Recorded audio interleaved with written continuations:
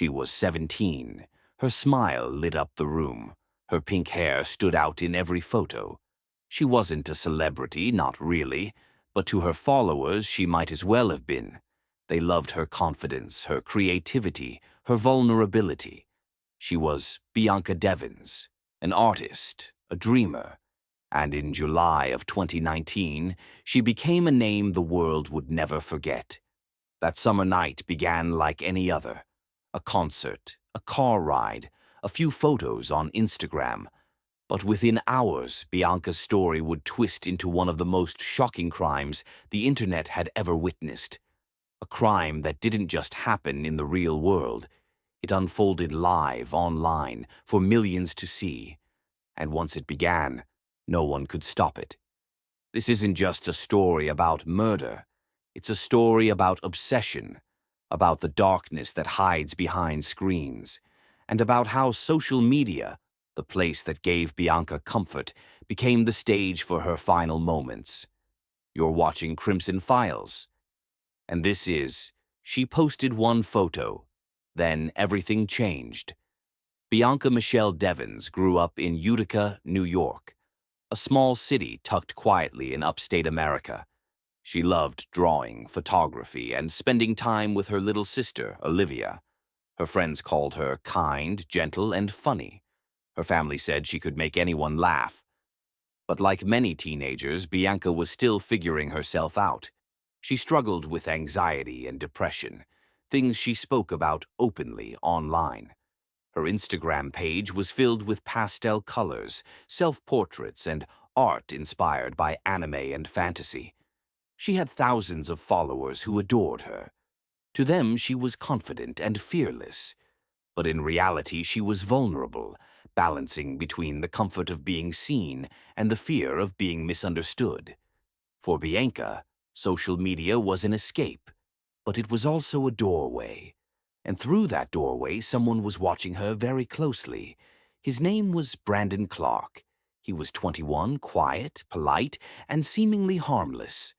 They met online in the same digital circles. He liked her posts, complimented her photos. Over time, they began talking more. To Bianca, he was just a friend. But to Brandon, she was something much more, something he wanted to control. Brandon lived only an hour away from Bianca. They met in person a few times. He offered her rides, took her to events, and always made sure he stayed close. At first, Bianca didn't notice how intense he'd become, but her friends did. They warned her that Brandon seemed obsessed, that he didn't like her talking to other guys, that his messages were possessive. Still, Bianca tried to see the good in him. She believed people could change. What Bianca didn't know was that Brandon's obsession was already spiraling out of control. He watched every post she made. He took screenshots of her photos. He saved her messages. And each time she spoke to someone else, he felt it. Jealousy. He told friends that Bianca was leading him on. He told himself he was in love. But it wasn't love. It was control disguised as affection. As July 13th approached, Bianca had plans to attend a concert in New York City. She was excited. She'd been talking about it for weeks. Brandon offered to drive her. She agreed, thinking it would be fine. They left that afternoon, music playing, smiling for photos, acting like everything was normal. But in Brandon's mind, it wasn't. He saw the concert as their moment together, and he didn't plan to let it end the way Bianca expected. The concert ended late. Around midnight, Bianca texted a friend saying she was on her way home. Witnesses said she looked tired but happy. Brandon, on the other hand, was silent. Something had shifted. During the drive back to Utica, he began confronting her, asking questions, accusing her of flirting. The conversation turned into an argument, and as the miles passed, so did the last calm moments of Bianca's life. It was early morning. The night sky had turned gray. Dew clung to the windshield as the car rolled quietly through Utica. They were only minutes away from Bianca's home. But Brandon didn't stop there. Instead, he turned down a side street, a dead-end road under an old bridge. Poe Street, a place that was dark, empty, and quiet. Too quiet. The argument escalated. Voices rose inside the car. Brandon demanded answers. He accused Bianca of cheating. She denied it. She told him they were just friends. But to Brandon, those words weren't enough. To him, rejection wasn't a reason to walk away. It was a reason to destroy. In a moment of blind rage, Brandon reached into the back seat. He pulled out a knife he had brought earlier that day. Bianca barely had time to react. In the darkness beneath that bridge, Brandon Clark took her life. She was 17 years old, her future gone in seconds. The silence that followed was suffocating. And then came the sound of a camera shutter. Brandon didn't call for help. He didn't try to hide what he'd done. Instead, he opened his phone. He took photos of Bianca's body, and he posted them online. First on Discord, where they had once spoken, then on Instagram. Alongside the image, he wrote, "I'm sorry, Bianca." Within minutes, his followers saw the image. Some thought it was fake. Others realized it wasn't. One user messaged, "Please tell me this isn't real." Another wrote, "Call the police." But by the time anyone could react, the picture had already been shared again and again. It spread faster than anyone could stop it. Across Discord servers, screenshots circulated. Group chats lit up with disbelief. On Instagram, strangers began reporting the image, but the algorithm didn't move fast enough. By sunrise, the photo had gone viral. Bianca's name was trending, not for her art, not for her creativity, but for something horrific. Her final image was everywhere. Back in Utica, police received multiple calls. One came from Brandon himself. He told them where to find him. When officers arrived, they found his car parked under the bridge. Inside, Bianca's body. Beside it, Brandon, covered in blood, attempting to take his own life. He was still breathing. They rushed him to the hospital. He survived, and once stabilized, he confessed. The community of Utica woke up to headlines they couldn't believe. 17-year-old influencer found dead. Images of crime spread across social media. Reporters flooded the town. Neighbors cried. Bianca's mother, Kim, received messages from friends before the police even arrived at her door. That's how she learned her daughter was gone, through social media. It wasn't just a crime, it was a digital storm. Within hours, hashtags appeared. Hashtag RIP Bianca. Hashtag Justice for Bianca. Hashtag Stop the Spread. But while some tried to mourn her, others did the unthinkable. They shared the photo again. They joked. They turned it into memes. For clicks. For shock value. For nothing. Instagram moderators worked around the clock. They deleted thousands of posts, but every time they removed one, another appeared. Copies were saved, links were shared, and Bianca's image, her final moment, became impossible to erase. Her family begged for people to stop. They begged for mercy. But the internet can be merciless. As news spread, thousands of strangers began following Bianca's accounts. Some left messages of love, others left hate. It was chaos. And at the center of it all was a mother, trying to grieve while watching the world replay her daughter's death like a movie. For investigators, the case was clear. Brandon Clark had planned the attack. His searches in the days before showed it. How to dispose of evidence. How to kill without noise. He had even posted cryptic messages leading up to that night. This was not a moment of rage. It was obsession, planned and rehearsed. Police retrieved his phone, messages, and online history. They found photos of knives, screenshots of Bianca's posts, voice recordings of him practicing what to say. Every clue pointed to a man who had built his own fantasy world. And when that fantasy broke, he destroyed the only person who made him feel seen. When Brandon was charged, he pleaded guilty. He told the court he was sorry.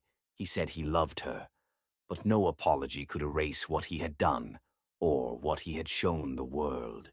In March 2021, he was sentenced to 25 years to life in prison.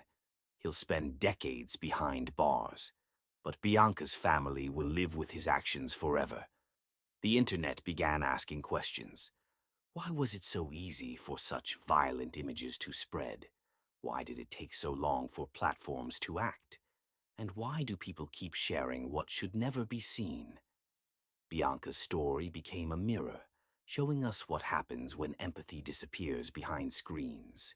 In the weeks that followed, the town of Utica mourned. Friends gathered for vigils, candles lined the sidewalks, photos of Bianca, smiling, drawing, laughing, filled the screens of those who loved her. Her mother, Kim, stood before cameras and said through tears, "My daughter was more than what happened to her. Please remember her for who she was, not for how she died." Her was difficult. Every time the family tried to heal, another image surfaced online. A new post, a cruel comment, a stranger pretending to analyze the crime for clout. It was like losing her again and again. Kim begged tech companies to remove the images permanently. Some listened, most didn't. Instagram removed thousands of copies. Discord banned multiple servers. But the internet never truly forgets. Once an image is shared, it multiplies. And for Bianca's family, that meant the trauma never stopped. They had to live knowing her final moment existed somewhere. On a hard drive, a phone, a forgotten post. Kim Devins refused to let her daughter be reduced to a headline. She spoke at schools. She gave interviews. She demanded change. Her mission was clear: to stop what happened to Bianca from happening to anyone else. That mission became the foundation of something new: a law, a movement, and a voice for victims who could no longer speak. They called it Bianca's Law, a proposal that would make it a federal crime to share or distribute graphic images of crime victims online. It was designed to protect families from reliving their trauma through viral posts. Kim partnered with lawmakers and digital safety advocates to push the bill forward. She wanted justice, not only for her daughter, but for every victim whose dignity had been stolen by the internet. The movement gained national attention. News outlets covered it. Celebrities spoke about it. And slowly people began to understand that this wasn't just a story about one girl. It was about an entire generation raised online. A generation that lives, loves, and sometimes dies in public view. Bianca's story became a case study in digital ethics. Professors discussed it in classrooms. Activists used it to demand stronger moderation. And every time her name appeared in the news, it reminded people of how fragile digital privacy really is. She had once wanted to be an artist. In a tragic way, she became one, a symbol of how beauty and vulnerability can collide in the age of the internet. Her sister, Olivia, often posts tributes online, photos of the two of them, captions that read, "I miss you," simple words that say everything. Her family remembers her not for what she suffered, but for how she lived, for her art, her kindness, her laughter. They remember the real Bianca, the one the world never truly got to know. And yet, Bianca's legacy goes beyond memory. She started conversations that never existed before, conversations about online obsession, about the power and danger of attention, and about what happens when we mistake digital affection for real love. Her story is a warning, a reminder that not every follower is a friend, and not every message comes with good intentions. The internet can be a beautiful place. It can unite strangers, spark creativity, and give people a voice. But it can also destroy. It can amplify cruelty, reward outrage, and spread pain faster than truth. In Bianca's case, it did all of that, and her family paid the price. That's why her story matters. Because it forces us to look inward, to ask ourselves what kind of digital world we are creating.